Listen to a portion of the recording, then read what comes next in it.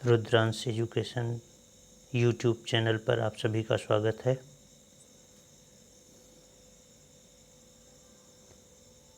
CTET के एक नए टॉपिक ऊष्मा को लेकर आज हम पुनः प्रस्तुत हुए हैं। ऊष्मा एक प्रकार की ऊर्जा है जो एक वस्तु से दूसरे वस्तु में स्थानांतरित होती है। ऊष्मा का स्थानांतरण इस बात पर निर्भर करता है कि कौन सी वस्तु गर्म है और कौन सी ठंडी। ऊष्मा हमेशा गर्म वस्तु से ठंडी वस्तु की तरफ स्थानांतरित होती है। हम किसी वस्तु को छूकर यह बता देते हैं कि कौन सी वस्तु गर्म है या कौन सी वस्तु ठंडी, परंतु किसी वस्तु के गर्म या ठंडे होने का सही पता उसके ताप से चलता है। ताप वह स्थिति है जिससे हमें पता चलता है कि कोई वस्तु कितनी गर्म या कितनी ठंडी है। तापमान किसी वस्तु के ताप को तापमापी थर्मोमीटर से मापा जाता है। ताप मापने के पैमाने, तो ताप मापने के पैमाने जो है सेल्सियस पैमाना है, फ़ारेनहाइट पैमाना है और केल्विन पैमाना है। हिमांक बिंदु सेल्सियस पैमाने पर 0 सेंटीग्रेड होता है और उबलते हुए जल का ताप 100 सेंटीग्रेड तक होता है। फ़ारेनहाइट पैमाने का हिमांक बिंदु 32 फ़ारेनहाइट होता है और उबलते हुए जल का ताप 212 फ़ारेनहाइट होता है।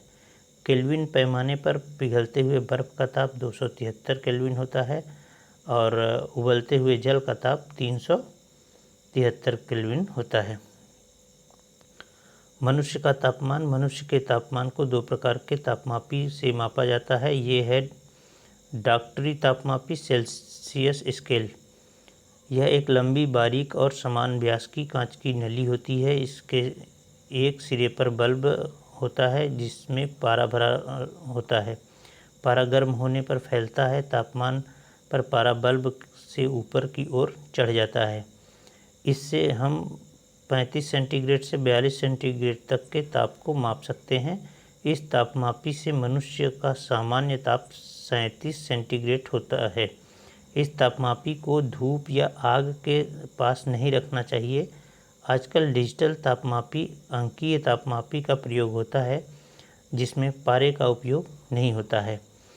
फ़ारेनहाइट स्केल, यह भी एक लंबी और समान व्यास की कांच की नली होती है। इसमें भी एक सिरे पर बल्ब होता है जिसमें पारा भरा होता है। इससे हम 94 से 108 फ़ारेनहाइट तक के ताप को माप सकते हैं। इस तापमापी से मनुष्य का सामान्य तापमान 98.6 फ़ारेनहाइट होता है। ऊष्मा का संचरण, जब ऊष्मा एक वस्तु से दूसरे वस्तु में स्थानांतरित होती है या एक स्थान से दूसरे स्थान पर जाती है तो उसे ऊष्मा का संचरण कहते हैं। ऊष्मा हमें गर्म वस्तु से ठंडी वस्तु की ओर जाती है। ऊष्मा का संचरण 3 प्रकार से होता है। चालन, इस विधि से ऊष्मा संचरण के लिए किसी माध्यम की ज़रूरत होती है। ठोस वस्तुओं और पारे में ऊष्मा का संचरण चालन द्वारा होता है। इस विधि में पदार्थ के कण एक स्थान से दूसरे स्थान पर नहीं जाते हैं। गर्म कण ऊष्मा को अपने बगल वाले कण को दे देता है और वह कण गर्म होकर ऊष्मा को अपने बगल वाले कण को देता है। इस प्रकार ऊष्मा का संचरण वस्तु के एक सिरे से दूसरे सिरे तक होता है। ऊष्मा चालन के आधार पर वस्तुएं 2 प्रकार की होती हैं। चालक, तो यहाँ से प्रश्न अक्सर बनता है। चालक में देखेंगे वे वस्तुएं जिनमें ऊष्मा का चालन आसानी से होता है चालक कहलाती है। उदाहरण के लिए सभी धातुएं जैसे चांदी, तांबा, लोहा, एल्युमिनियम आदि। चांदी ऊष्मा की सबसे अच्छा चालक है। खाना पकाने वाले बर्तन तांबा, एल्युमिनियम के बने होते हैं क्योंकि ये ऊष्मा के अच्छे चालक होते हैं। लोहे की कुर्सियां जल्द गर्म हो जाती हैं। कुचालक में वे वस्तुएं जिनमें ऊष्मा का चालन आसानी से नहीं होता है या बहुत कम होता है कुचालक कहलाती हैं। कुचालक के उदाहरण में सल्फर, फास्फोरस, लकड़ी, कांच, ऊन, प्लास्टिक, वायु आदि हैं। ऊनी कपड़ों में वायु फंस जाती है, जिससे हमारे शरीर की गर्मी ऊष्मा बाहर नहीं निकल पाती है और हमें गर्म रखती है। एस्किमो लोगों के घर इग्लू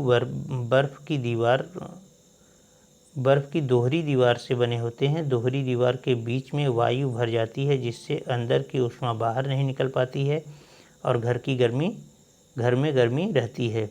तवा, फ्राई पैन आदि के हत्थे लकड़ी या प्लास्टिक के बने होते हैं, जिससे ऊष्मा हत्थों तक न पहुँचे। शीशा और धातु ऊष्मा की कुछ अलग होती है।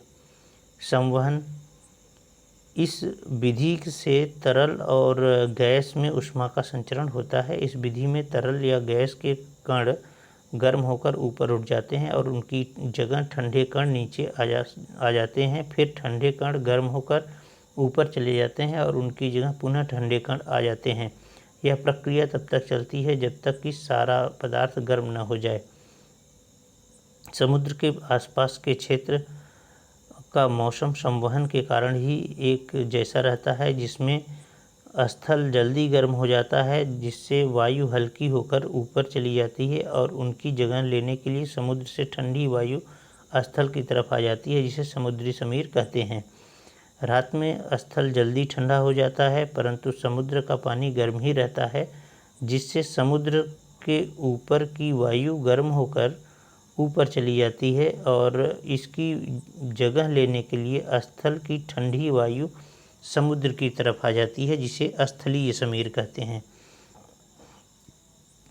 तो समुद्री समीर और स्थलीय समीर ध्यान दीजिएगा। फ्रिज में भी वस्तुएं संवहन के कारण ठंडी रहती हैं। फ्रिज में नीचे की वायु गर्म होकर ऊपर उठती है और फ्रीजर पेटिका से टकराकर ठंडी होकर नीचे आती है और वस्तुओं को ठंडा कर देती है। पृथ्वी का वायुमंडल भी संवहन के कारण गर्म होता है। इसको ध्यान दीजिएगा, पृथ्वी का वायुमंडल भी संवहन के कारण गर्म होता है। विकिरण, इस विधि में ऊष्मा के स्थानांतरण के लिए किसी माध्यम की जरूरत नहीं होती है। पृथ्वी पर सूर्य की ऊष्मा विकिरण के द्वारा ही पहुंचती है। तो पृथ्वी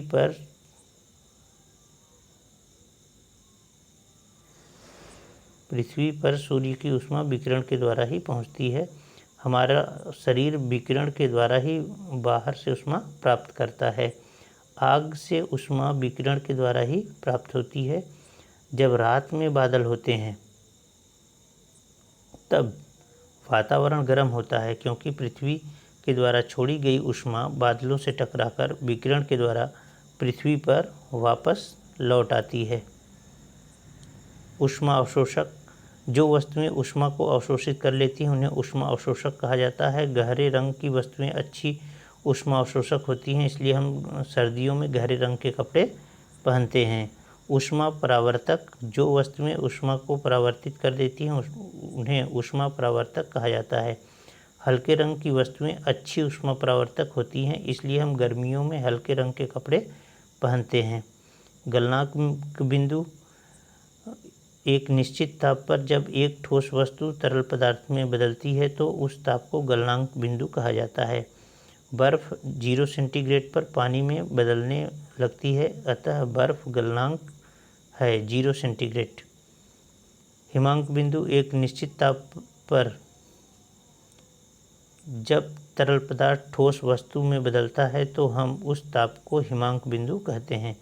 पानी जल का हिमांक बिंदु है 0 सेंटीग्रेड।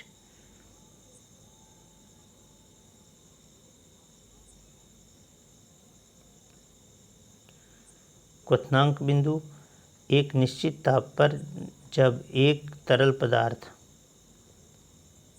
भाप में बदलता है तो उस ताप को क्वथनांक बिंदु कहते हैं। जल का क्वथनांक बिंदु 100 सेंटीग्रेड होता है। गर्म चीज़ ठंडा करने के लिए हम फूंक मारते हैं और वह चीज़ ठंडी हो जाती है। ऐसा इसलिए होता है क्योंकि गर्म चीज़ की अपेक्षा हमारी फूंक ठंडी होती है। जब ठंडी फूंक गर्म चीज़ से मिलती है तो ऊष्मा गर्म चीज़ से ठंडी फूंक की तरफ स्थानांतरित हो जाती है और गर्म वस्तु ठंडी हो जाती है। सर्दियों में शीशे के ऊपर जब हम फूंकते हैं तो वह धुंधला हो जाता है। ऐसा इसलिए होता है क्योंकि शीशा ठंडा होता है और हमारी सांस गर्म और ठंडी वायु से मिलने से नमी पैदा हो जाती है, जिससे शीशा धुंधला हो जाता है। गर्मियों में जब हम ग्लास में बर्फ़ डालते हैं तो ग्लास का पानी की बूंदें आ जाती हैं, ग्लास पर पानी की बूंदें आ जाती हैं, क्योंकि गर्मियों में बाहर का तापमान बहुत अधिक होता है और बर्फ़ डालने पर ग्लास का तापमान बहुत कम हो जाता है, जिससे ग्लास पर पानी की बूंदें जम जाती हैं। तो इसके ध्यान रखिएगा। नेक्स्ट है प्रकाश। प्रकाश एक प्रकार की ऊर्जा है जो हमें किसी वस्तु को देखने में मदद करता है। जब किसी वस्तु पर प्रकाश पड़ता है तब प्रकाश उस वस्तु से टकराकर हमारी आँखों पर आता है और हम उस वस्तु को देख लेते हैं। प्रकाश के आधार पर सभी वस्तुओं का अपना प्रकाश नहीं होता है। कुछ वस्तुएं अपने प्रकाश का उत्सर्जन करती हैं तो कुछ वस्तुएं नहीं। प्रकाश उत्सर्जन के आधार पर वस्तुएं दो प्रकार की होती हैं, दीप्त पिंड और अदीप्त पिंड। दीप्त पिंड ये वस्तुएं अपने प्रकाश का उत्सर्जन करती हैं, तारे, टार्च, बल्ब आदि। अदीप्त पिंड ये वस्तुएं अपने प्रकाश का उत्सर्जन स्वयं नहीं करती हैं। ये वस्तुएं दीप्त पिंड के प्रकाश के परिवर्तन के कारण दिखाई देती हैं। उदाहरण ग्रह, उपग्रह, मेज, घर आदि। वस्तुओं के प्रकार। हम वस्तुओं के आर पार देख सकते हैं तो कुछ वस्तुओं के आर पार नहीं। किन वस्तुओं में से प्रकाश आर पार जा सकता है और किन वस्तुओं में से नहीं, इस आधार पर वस्तुओं में तीन प्रकार की होती हैं, पारदर्शी, अपारदर्शी। तो पारदर्शी वस्तुएं इन वस्तुओं में से प्रकाश आर पार जाता है, जैसे कांच। और अपारदर्शी वस्तुओं में मेज, कुर्सी, बैग, किताब आदि। पारभासी वस्तुएं। तो पारभासी वस्तुओं इन वस्तुओं से प्रकाश आर पार तो जाता है परंतु बिल्कुल स्पष्ट रूप में नहीं। धुंधला कांच, ट्रेसिंग पेपर, बटर पेपर आदि। छाया। जब कोई अपारदर्शी वस्तु प्रकाश के रास्ते में आ जाती है तब उसकी छाया का निर्माण होता है। छाया निर्माण के लिए निम्नलिखित तीन वस्तुएं आवश्यक हैं। प्रकाश का स्रोत, अपारदर्शी वस्तु, एक पर्दा। प्रकृति में घर, कमरे की दीवारें, जमीन आदि पर्दे का काम करते हैं। अंधेरे में छाया का निर्माण नहीं होता क्योंकि उस समय प्रकाश का स्रोत नहीं होता। छाया हमेशा काले रंग की होती है। छाया पर वस्तु के रंग का कोई प्रभाव नहीं पड़ता है। पारभासी वस्तुएं भी छाया का निर्माण करती हैं। कभी कभी वस्तुओं की छायाओं से हमें उनकी आकृतियों के बारे में पता चलता है। सूर्य ग्रहण। अक्सर यहाँ प्रश्न बनता है यहाँ से, जब चंद्रमा सूर्य और पृथ्वी के बीच आ जाता है, ध्यान रहे, जब चंद्रमा सूर्य और पृथ्वी के बीच आ जाता है तब चंद्रमा की छाया पृथ्वी पर पड़ती है और उस भाग में सूर्य दिखाई नहीं देता है तो सूर्य ग्रहण कहते हैं। और सूर्य ग्रहण अमावस्या के दिन लगता है, ये ध्यान रखिएगा। तो जब चंद्रमा सूर्य और पृथ्वी के बीच आ जाता है, आता कौन है? चंद्रमा सूर्य और पृथ्वी के बीच आ जाता है, तब चंद्रमा की छाया पृथ्वी पर पड़ती है और उस भाग में सूर्य दिखाई नहीं देता है, इसे सूर्य ग्रहण कहते हैं। सूर्य ग्रहण अमावस्या के दिन लगता है। ये चित्र के माध्यम से भी देख सकते हैं कि अगर ये सूर्य है, ये सूर्य है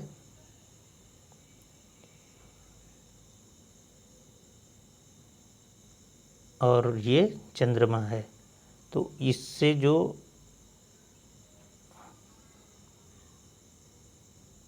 अब पृथ्वी पर एक छायांकित क्षेत्र पड़ता है, अगर यहाँ कोई रहेगा पृथ्वी पर तो उसको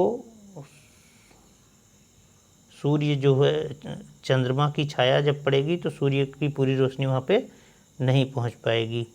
तो ये सूर्य चंद्रमा चंद्रमा जो है पृथ्वी और सूर्य के बीच में आ जाती है तो क्या हो रहा है, सूर्य ग्रहण हो रहा है। और कब होता है ये, अमावस्या को होता है, इसको ध्यान रखेंगे।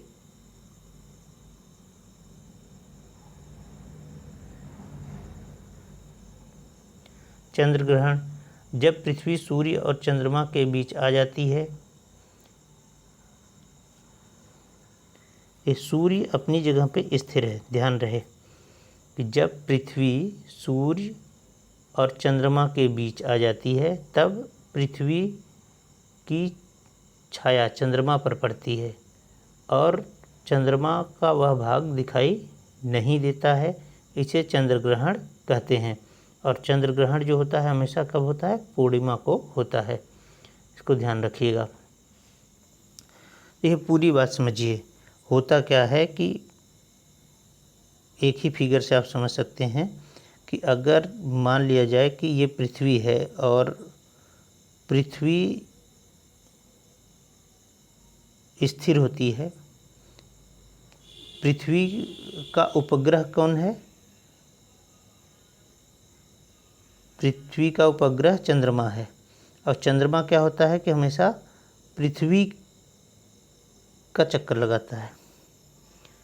और जब पृथ्वी का ये चक्कर लगाता है चंद्रमा, तो एक समय पे यहाँ पे जब चंद्रमा पहुँचा है तो पृथ्वी यहाँ पे है। अब जब पृथ्वी यहाँ पे है तो क्या होगा, चंद्र ग्रहण होगा। जब पृथ्वी बीच में होगा तो चंद्र ग्रहण होगा। और यही जब चंद्रमा क्या होता है कि यहाँ से यहाँ पहुँचता है और चंद्रमा जब यहाँ पहुँच जाता है तो वो सूर्य ग्रहण होता है।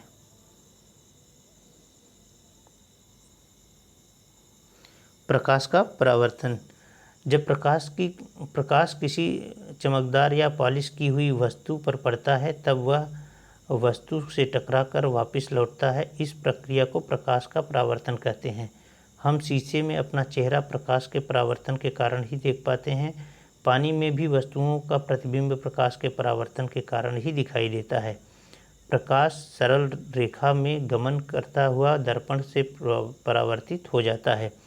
दर्पण वह सतह जो चिकनी, चमकदार और परावर्तक हो दर्पण कहलाती है। दर्पण दो प्रकार के होते हैं, समतल दर्पण और गोलीय दर्पण। समतल दर्पण इसकी परावर्तक सतह समतल होती है और समतल दर्पण का उपयोग आईना, बहुरूपदर्शी, पारदर्शी आदि में किया जाता है। आईना छोटा हो या बड़ा, प्रतिबिंब वस्तु के आकार, साइज के आकार की बनता है। आईने में हमारा बायां हाथ दायां दिखाई देता है और दायां हाथ बायां, अर्थात जब हम आईने में देखते हैं तो हाथों की अदला बदली हो जाती है। इसे पार्श्व परिवर्तन कहते हैं। रोगी वाहनों पर एम्बुलेंस उल्टा लिखा जाता है ताकि इसका आगे वाले वाहन के पीछे का दृश्य दिखाने वाले दर्पण में वह ठीक से या सीधा दिखाई दे। गोलीय दर्पण इस दर्पण में परावर्तन सतह गोलीय होती है। गोलीय दर्पण दो प्रकार का होता है, अवतल दर्पण या अपसारी, उत्तल दर्पण, अभिसारी दर्पण। तो ये अवतल है और ये उत्तल है, ठीक। अवतल दर्पण, अपसारी दर्पण। इस प्रकार के दर्पण में अंदर का गोलीय भाग परावर्तक सतह का कार्य करता है। इसमें आने वाली प्रकाश की किरण फैलती है। इसमें प्रतिबिंब का साइज वस्तु और दर्पण के बीच की दूरी पर निर्भर करता है। उपयोग क्या क्या है इसका उपयोग आँख, कान, नाक के डॉक्टरों द्वारा किया जाता है। इसका उपयोग दांतों के डॉक्टर भी करते हैं। इसका उपयोग दाढ़ी बनाने और दर्पण के रूप में किया जाता है। इसका उपयोग गाड़ी के हेडलाइट में होता है। तो इसका उपयोग कहाँ कहाँ होता है, इसको आप ज़रूर ध्यान दीजिएगा। उत्तल दर्पण अभिसारी दर्पण है। इस प्रकार के दर्पण में बाहर का उभरा हुआ गोलीय भाग परावर्तक सतह का कार्य करता है। इसमें आने वाली प्रकाश की किरणें सिकुड़ जाती हैं। इसमें वस्तु का प्रतिबिंब वस्तु के आकार से छोटा होता है। इसका विस्तार क्षेत्र अधिक होता है। उपयोग में देखेंगे, इसका उपयोग गाड़ियों के साइड शीशे के रूप में होता है और इसका उपयोग मेट्रो स्टेशनों पर, दुकानों आदि में बड़े क्षेत्रों को देखने के लिए किया जाता है। प्रकाश का अपवर्तन। जब प्रकाश की किरणें एक पारदर्शी माध्यम से दूसरे पारदर्शी माध्यम में जाती हैं तो वह अपनी दिशा से भटक जाती हैं। इस प्रक्रिया को प्रकाश का परावर्तन कहते हैं। प्रकाश की किरणों को अपनी मूल दिशा से विचलन दो प्रकार से होता है, एक विरल माध्यम से सघन माध्यम। मूल दिशा।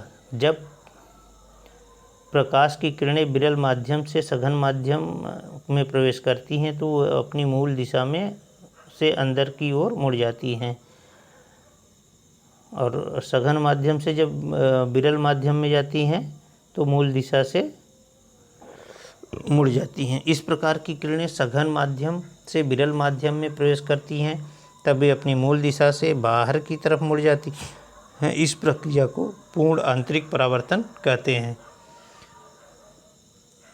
प्रकाश के अपवर्तन के कारण होने वाली घटनाएं। अपवर्तन से होने वाली घटनाएं तो रात में तारों का टिमटिमाना, पानी द्रव में आंशिक रूप से डूबी हुई सीधी छड़ टेढ़ी दिखाई देती है और पानी में डूबा हुआ सिक्का ऊपर की ओर दिखाई देता है। पूर्ण आंतरिक परावर्तन के कारण होने वाली घटनाएं। रेगिस्तान में मरीचिका और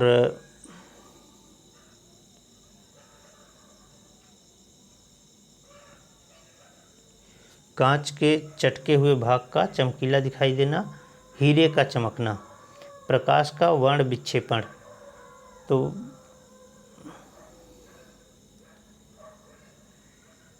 सूर्य के प्रकाश का 7 रंगों में विभाजन वर्ण विक्षेपण कहलाता है। जब सूर्य का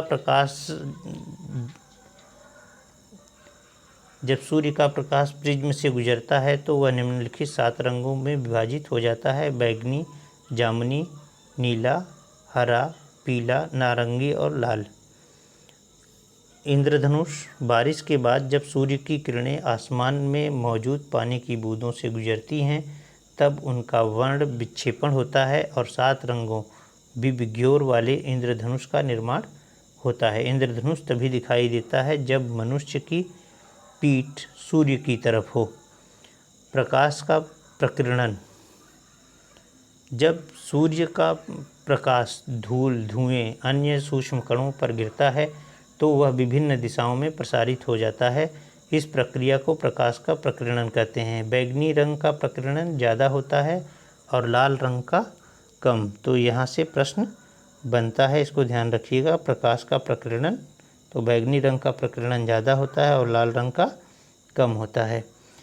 प्रकाश के प्रकीर्णन के कारण होने वाली घटनाएं। दोपहर के समय सूर्य सफ़ेद दिखाई देता है। उगता हुआ और डूबता हुआ सूर्य लाल दिखाई देता है। आसमान का नीला दिखाई देना, समुद्र के पानी का नीला दिखाई देना और अंतरिक्ष से आसमान काला दिखाई देता है, क्योंकि वायुमंडल न होने के कारण प्रकाश का प्रकीर्णन नहीं होता है। तो ये सभी घटनाएं प्रकाश के प्रकीर्णन के कारण होने वाली घटनाएं हैं, इसलिए आप इसको ध्यान रखिएगा। वस्तुओं के रंग। किसी वस्तु का रंग उस वस्तु द्वारा परिवर्तित किए जाने वाला रंग होता है। बाकी रंगों को वस्तु अवशोषित कर लेती है। जो वस्तु सभी रंगों को अवशोषित कर लेती है वह काली दिखाई देती है। जो वस्तु सभी रंगों को परावर्तित कर देती है वह सफ़ेद दिखाई देती है। प्राथमिक रंग 3 हैं। यहाँ से भी प्रश्न बनता है, लाल, हरा और नीला। प्रकाश का सफ़र करने के लिए किसी माध्यम की ज़रूरत नहीं पड़ती है। प्रकाश निर्वात में भी सफ़र करता है। निर्वात में प्रकाश की चाल जो होती है 3 × 10⁸ मीटर प्रति सेकंड होता है और सूर्य से पृथ्वी तक प्रकाश के आने में 8 मिनट 19 सेकंड लगते हैं और चंद्रमा से परावर्तित प्रकाश को 1 मिनट 28 सेकंड लगते हैं। अब आइए देखते हैं ध्वनि। ध्वनि एक प्रकार की तरंग है जो वस्तुओं के कंपन होने से उत्पन्न होती है। ध्वनि को एक जगह से दूसरी जगह जाने के लिए माध्यम की ज़रूरत होती है। ध्वनि ठोस, द्रव, गैस के माध्यम से सफ़र करती है। ध्वनि निर्वात में सफ़र नहीं करती है। ध्वनि हमें एक दूसरे से बातचीत करने में मदद करती है। ध्वनि के गुण। ध्वनि के दो महत्वपूर्ण गुण हैं, आवृत्ति और आयाम। आवृत्ति किसी वस्तु का कोई कण 1 सेकंड में जितना कंपन करता है उसे आवृत्ति कहते हैं। आवृत्ति को हर्ट्ज में मापा जाता है। आयाम कंपन करते कण के अधिकतम विस्थापन को आयाम कहते हैं। ध्वनि के लक्षण। ध्वनि के निम्नलिखित लक्षण होते हैं, तीव्रता, तारतम्य और गुणता। तीव्रता या प्रबलता। ध्वनि की तीव्रता से ध्वनि के मंद या प्रबल होने का पता चलता है। तीव्र ध्वनि के आयाम पर निर्भर करता है। अगर आयाम ज़्यादा होती है तो ध्वनि की तीव्रता भी ज़्यादा होती है, यानी ध्वनि प्रबल होती है। अगर तीव्रता कम होती है तो ध्वनि मंद होती है। तीव्रता को डेसिबल में मापा जाता है। तो ध्वनि सामान्य बातचीत में 60 dB, सामान्य श्वास में 10 dB, फुसफुसाहट में 30 dB, व्यस्त यातायात में 70 dB, अकर्णीय ध्वनि 80 dB। तो ये पूरा जो है इम्पॉर्टेंट है, इसको ध्यान में रखिएगा। कभी कभी पूछ लेता है सामान्य बातचीत में कितने डेसिबल की आवाज़ निकलती है या ध्वनि निकलती है, और फुसफुसाहट में कितने का। तो ये आप इन सभी पॉइंट्स को ध्यान रखेंगे। तारतम्य। ध्वनि के मोटे, भारी या तीक्ष्ण होने पर का पता चलता है। तारतम्य ध्वनि की आवृत्ति पर निर्भर करती है। अगर ध्वनि की आवृत्ति बढ़ती है तो ध्वनि तीक्ष्ण या पतली हो जाती है, जैसे महिला की सीटी की आवाज़ पतली होती है। अगर ध्वनि की आवृत्ति घटती है तो ध्वनि मोटी, भारी हो जाती है, जैसे पुरुष की आवाज़, शेर की दहाड़ आदि। गुणता। गुणता एक समान तीव्रता तथा एक समान तारतम्य की ध्वनियों में आए अंतर को कहते हैं। महिलाओं की ध्वनि का तारतम्य एक समान होता है, परंतु उनकी ध्वनियों की गुणता अलग अलग होती है, जिसके कारण हम अलग अलग महिलाओं की ध्वनियों को पहचान लेते हैं। पुरुषों की ध्वनि की तीव्रता एक समान होती है, परंतु उनकी ध्वनियों की गुणता अलग अलग होती है, जिसके कारण हम अलग अलग पुरुषों की ध्वनियों को पहचान लेते हैं। प्रतिध्वनि। प्रकाश की भांति ध्वनि भी वस्तुओं से टकराकर वापस आती है। इसी परिवर्तित ध्वनि को प्रतिध्वनि कहते हैं। प्रतिध्वनि सुनने के लिए ध्वनि के स्रोत एवं परावर्तन सतह के बीच कम से कम 17 मीटर की दूरी होनी चाहिए। इसको ध्यान रखिएगा कि 17 मीटर की कम से कम दूरी होनी चाहिए। अनुरणन। ध्वनि के बहुल परावर्तन को अनुरणन कहते हैं। अनुरणन के कारण ध्वनि स्पष्ट रूप से सुनाई नहीं देती है। सिनेमाघरों, सभाघरों आदि में अनुरणन होता है। अनुरणन को कम करने के लिए सिनेमाघरों, सभाघरों आदि में ध्वनि अवशोषक तत्व जैसे दीवारों को खुरदरा बनाना, फर्श पर कालीन बिछाना आदि का उपयोग किया जाता है। ध्वनि तरंगों का आवृत्ति परिसर। ध्वनि वास्तव में वह तरंग है जिसे मनुष्य अपने कानों से सुन सकता है, परंतु कुछ ऐसी ध्वनि तरंगें होती हैं जिन्हें मनुष्य तो नहीं सुन सकता, किंतु अन्य जीव जंतु सुन सकते हैं। इसलिए सभी जीव जंतुओं के लिए ध्वनि तरंगों का आवृत्ति परिसर एक समान नहीं होता है। ये सभी जीव जंतुओं के लिए अलग अलग होता है। ये ध्वनि 3 प्रकार की होती हैं। श्रव्य तरंगें। इन ध्वनि तरंगों को मनुष्य सुन सकता है। इन तरंगों की आवृत्ति 20 से 20,000 हर्ट्ज तक होता है। अश्रव्य तरंगें। इस ध्वनि तरंगों को मनुष्य नहीं सुन सकता है। इस तरंग की आवृत्ति 20 हर्ट्ज से कम होती है। गैंडा, हाथी, व्हेल जैसे जानवर इन तरंगों को सुन सकते हैं। पराश्रव्य तरंगें। इन तरंगों को भी मनुष्य सुन नहीं सकता है। इन तरंगों की आवृत्ति 20,000 हर्ट्ज से अधिक होती है और कुत्ता, बिल्ली, चमगादड़, डॉल्फिन, चूहे आदि जानवर इन तरंगों को सुन सकते हैं। ध्वनि प्रदूषण। जब वातावरण में अत्यधिक ध्वनि हो जाती है तो मनुष्य के लिए हानिकारक होती है, उसे ध्वनि प्रदूषण कहते हैं। ध्वनि प्रदूषण के कारक वाहनों का शोर, विस्फोटकों, पटाखों आदि का शोर, मशीनों का शोर, लाउडस्पीकर का चलना, कूलरों की आवाज़, टेलीविज़नों, ट्रांजिस्टरों आदि का तेज़ आवाज़ में चलना, एयर कंडीशनरों का चलना। ध्वनि प्रदूषण से हानियाँ। अनिद्रा, उच्च रक्तचाप, चिंता इत्यादि। सुनने की क्षमता का अस्थायी या अस्थायी रूप से कम होना। ध्वनि प्रदूषण रोकने के उपाय। वाहनों में रवशामक का उपयोग करना। हॉर्न का कम से कम उपयोग करना। शोर उत्पन्न करने वाले उद्योगों को मनुष्य के रहने वाले स्थानों से दूर स्थापित करना।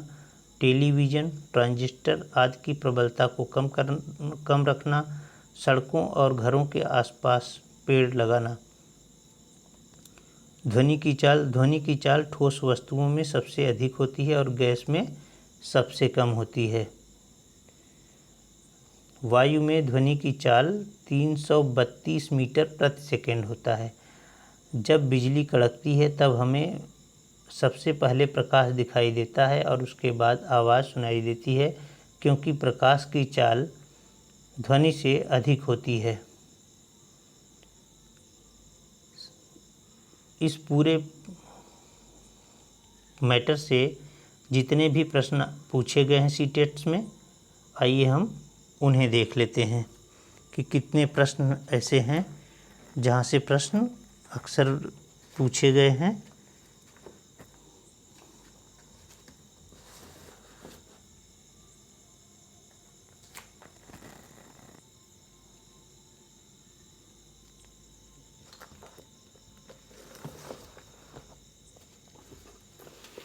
पहला प्रश्न है, रेणु की दादी उसे एक सूखा कुआं दिखाते हुए बताती हैं कि 15 से 20 वर्ष पहले कुएं में पानी था, लेकिन अब वह पूर्णतः सूख गया है। कुएं में पानी सूखने का कारण क्या हो सकता है? तो उसके लिए 3 ऑप्शन है। उन तीनों ऑप्शनों को देखते हैं। पहला है, पेड़ों, कुएं तथा उनके आसपास के स्थान की मिट्टी को अब सीमेंट से ढक दिया गया है। आसपास के इलाके में बहुत सारे बोरिंग पंप लग गए हैं। प्रत्येक व्यक्ति के घर में अब नल होने के कारण कोई भी कुएं का प्रयोग नहीं करता है। तो ऑप्शन देखिए यहाँ पे, ए में केवल 1, बी में केवल 1 और 2, सी में केवल 3 और डी में केवल 2 है। तो यहाँ पे क्या होगा? यहाँ पे ऑप्शन डी सही होगा। ऑप्शन डी, केवल 2। आसपास के इलाके में बहुत सारे बोरिंग पंप लग गए हैं। दूसरा प्रश्न देखेंगे, सीढ़ीदार कुएं अथवा बावली से संबंधित निम्नलिखित कुछ कथन दिए गए हैं। पहला है, वे जल भंडारण तथा संरक्षण की पारंपरिक व्यवस्था थी। दूसरा है, सामुदायिक स्रोत के रूप में उनका प्रयोग होता था। तीसरा है, उनका निर्माण मुख्यतः वर्षा रहित राज्यों में होता था। और चौथा है, उनमें केवल संदूषित जल होता था।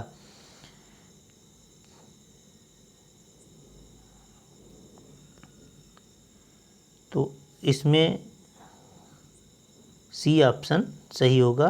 1, 2 और 3 सही है, चौथा सही नहीं है, उनमें केवल संदूषित जल होता था, ये सही नहीं है। नेक्स्ट आइए देखते हैं, तरुण भारत संघ नामक समूह संबंधित है। तो तरुण भारत संघ जो है ये पुरानी झीलें निर्मित करने से संबंधित है। रेखा की माँ के लिए रोजाना तालाब से लाए पानी में फिटकरी डालती है। तो तालाब में फिटकरी क्यों डालती है? हल्के निलंबित अपद्रव्यों को अवसादित करने के लिए। पांचवा प्रश्न देखेंगे, मछली घर एक्वेरियम को हवा वाला पंप रखा जाता है क्योंकि ऑक्सीजन को पानी में घुलने देने के लिए। आशा करते हैं कि आपको ये पूरा मैटर समझ में आएगा और यहाँ से सीटेट्स के जितने भी प्रश्न पूछे गए हैं उसको आप अच्छे से समझ सके होंगे और इस चैप्टर की महत्ता को समझे होंगे। अगर आपको ये वीडियो पसंद आता है तो आप इसको लाइक और शेयर ज़रूर करें। अगर आपने पहली बार इस वीडियो को देखा है तो चैनल को सब्सक्राइब ज़रूर करें। धन्यवाद।